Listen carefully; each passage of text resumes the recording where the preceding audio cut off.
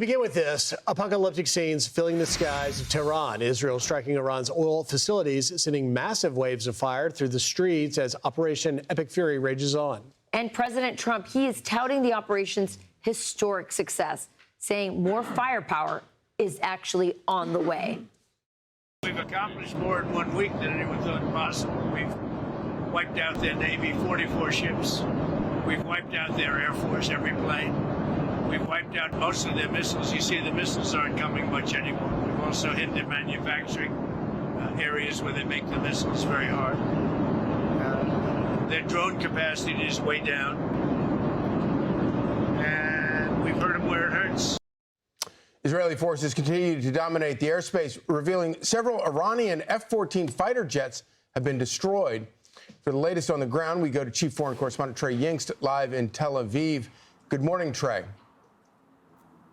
Yeah, hey guys, good morning. Overnight, the Israelis launching a new round of strikes just outside the Iranian capital of Tehran, striking the country's oil depots. You can see in some of this video here apocalyptic scenes as smoke and flames filled the skies of Tehran as people stopped on the side of the road to see just the aftermath of these Israeli strikes. Today, people on the ground in the Iranian capital describing it as raining oil as these droplets that were taken into the sky started to rain down on the city below. Israel's Prime Minister Benjamin Netanyahu says these strikes will continue and intensify in the days ahead. With the help of our daring pilots and those of the United States, we have achieved almost complete control over the skies of Tehran. With each passing day, we are stripping away more and more capabilities of the regime in Iran. We are doing the same in Lebanon, with crushing attacks on Hezbollah terrorists who act on behalf of Iran. The Iranians are responding with more missile fire toward Israel. You can see on Saturday some of these missiles intercepted over the skies of central Israel, sending people below in the city of Tel Aviv into bomb shelters once again. This fire continued early this morning with air raid sirens blaring across the city, although the fire is certainly decreasing as the Americans and Israelis go after these launching positions. It's not just Israel that is coming under attack, also Gulf countries taking more incoming fire over the weekend. Iran's President Masoud Pezeshkian saying this about those attacks. I personally apologize to neighboring countries that were attacked by Iran. Our commanders, leaders, and loved ones lost their lives due to the brutal aggression that took place, and our armed forces are heroes who gave their lives to defend our territorial integrity. Our commanders took all the necessary measures in the absence of those leaders and defended our land with dignity and strength with their own decision.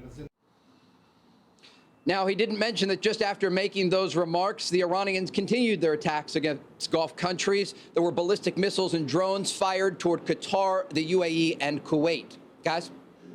Trey, so we understand that that one of the concerns that the administration has right now is the uranium, 60% enriched uranium that is there somewhere under the ground at Isfahan, and they're watching it very closely. Can you tell us, give us some idea about what the dangers are? What can you do with 60% enriched uranium, and what can be done to try to secure that? It's a great question, and I want to start with something that U.S. Special Envoy Steve Witkoff told Hannity last week during an interview. He said when the Iranians arrived at the negotiating table, they told the American delegation that they had 460 kilograms of 60% enriched uranium, enough to make 11 nuclear bombs.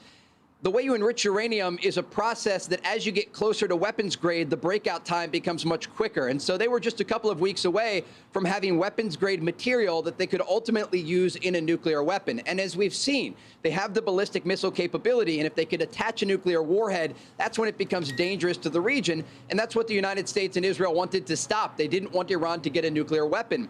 Also at the negotiating table, the Iranians said they wanted a peaceful nuclear program.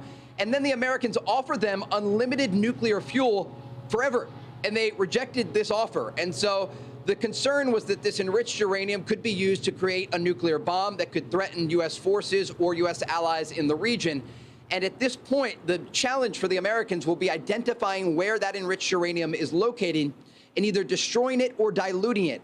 Both of those processes could be very difficult because it is stored underground, but this is part of the game plan for the Americans and the Israelis as this war continues. All right. Trey Yingst, live for us in Tel Aviv. Trey, thank you. We'll check in with you throughout the morning. Thanks, Trey. So clearly, this is the focus right now, and a big one, as you point out, Charlie.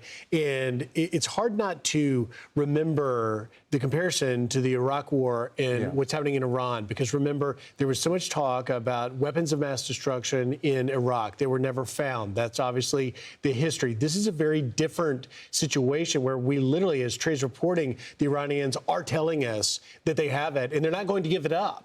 And it's not like the weapons of mass destruction question in Iraq. And now President Trump has had not only the confirmation of the threat that it poses, the uranium poses to not only the region, but really the world, and certainly the U.S., but also the courage and will to do something about it. I woke up to reading that story about the uranium, and it reads like a spy movie. Yeah. I mean, you know, the way they've been trying to hide the entrances by putting dirt in the entrance holes so, they can't find them, and how we're finding them, and how we know where they're at, but do we send in people to get them? I mean, the whole thing is, special forces to get them.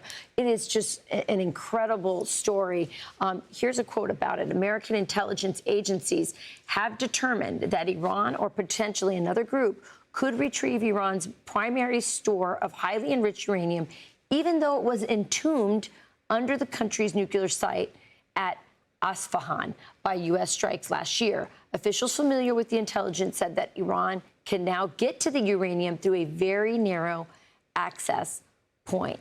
So it's like a movie, you guys. Yeah, and it makes you, it gives you some heart to think about how much intelligence we're apparently able to get out of Iran, as we've seen over the last couple of days, the past week. And it gives you some heart that we really, when U.S. officials say they have a very close eye on this store and they know where it is, gives you some confidence that that's true, because even at 60% enriched, and it's not entirely clear how, obviously it gets way more dangerous the more enriched it gets. But it's not entirely clear the extent of what bad actors could do with 60% enriched uranium. And recent satellite photos indicate, and we're going to dive deeper in this morning, the areas like Isfahan and Fordo, they're seeing some actual movement, excavating people there in these sites. Don't know what they're doing, but we're going to go deeper. I'm Steve Doocy. I'm Brian Kilmeade. And I'm Ainsley Earhart. And click here to subscribe to the Fox News YouTube page to catch our hottest interviews and most compelling analysis.